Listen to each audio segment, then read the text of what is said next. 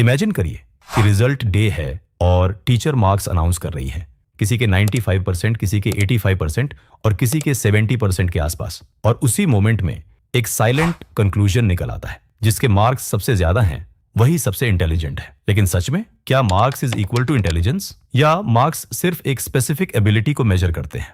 What do exams actually measure? School exams mostly 3 चीजें test करते हैं। First, learning and understanding. आपने topics को कितना समझा, उनसे कितना नॉलेज हासिल किया। Second, preparation. आपने एग्जाम के लिए कितनी मेहनत की, कितनी अच्छी तरह से तैयारी की। Third, presentation. आंसर शीट पर अपनी बात को कितनी क्लियरली और स्ट्रक्चर्ड तरीके से लिख पाए। और यह तीनों चीजें वैल्यूएबल हैं। इनसे पता चलता है कि आप कितना डिसिप्लिन्ड और कंसिस्टेंट हैं। लेकिन क्या यही किसी इंसान की पूरी इंटेलिजेंस है? तो इसका सीधा जवाब है बिल्कुल नहीं। Intelligence is more than just marks. अब क्लास में ही नोटिस कीजिए कि हर स्टूडेंट की स्ट्रेंथ अलग होती है। कोई पढ़ाई में स्ट्रांग होता है, लेकिन कुछ स्टूडेंट्स किसी और चीजों में अच्छे होते हैं, जैसे लोगों से कॉन्फिडेंटली बात करना, नए स्किल्स जल्दी सीख लेना, क्रिएटिव आइडियाज सोचना। ये सब भी इंटेलिजेंस का हिस्सा है, लेकिन स्कूल एग्जाम्स में इन्हें मेजर नहीं किया जाता है। अब सोचिए, क्या सचिन तेंदुलकर की इंटेलिजेंस को उनकी स्कूल मार्क्स से जज करना सही होता, या अरिजीत सिंह की म्यूजिकल ब्रिलियंस किसी रिटन एग्जाम में मेजर की जा सकती थी? बिल्कुल नहीं, क्योंकि उनकी इंटेलिजेंस को किसी क्वेश्चन पेपर से कंप्लीटली डिफाइन नहीं किया जा सकता। अब बात करते हैं उन स्किल्स की जो रियल लाइफ में सच में मैटर करती हैं। First, communication.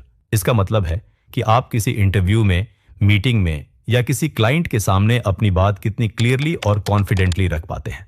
अक्सर सबसे पहले यही स्किल नोटिस की जाती है। Second, decision making.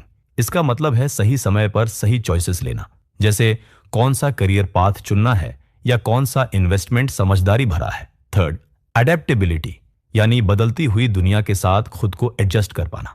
आज जो स्किल डिमांड में है वह कुछ सालों में आउटडेटेड भी हो सकती है, इसलिए नई चीजें जल्दी सीखने की क्षमता बहुत इंपॉर्टेंट होती है। फोर्थ, क्रिएटिव थिंकिंग, मतलब नए आइडियाज सोचना या किसी प्रॉब्लम का अलग और बेहतर सॉल्यूशन ढूंढना। यह क्वालिटी लगभग हर फील्ड में वैल्यूएबल होती है।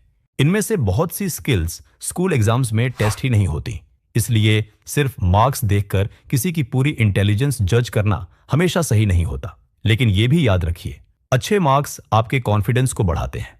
वो दिखाते हैं कि आप डिसिप्लिन्ड हैं, आपने कंसिस्टेंट एफर्ट किया और एग्जाम के दौरान प्रेशर हैंडल किया, और यह क्वालिटीज रियल लाइफ में भी काम आती हैं। लेकिन केवल मार्क्स आपकी इंटेलिजेंस की पूरी कहानी नहीं बताते।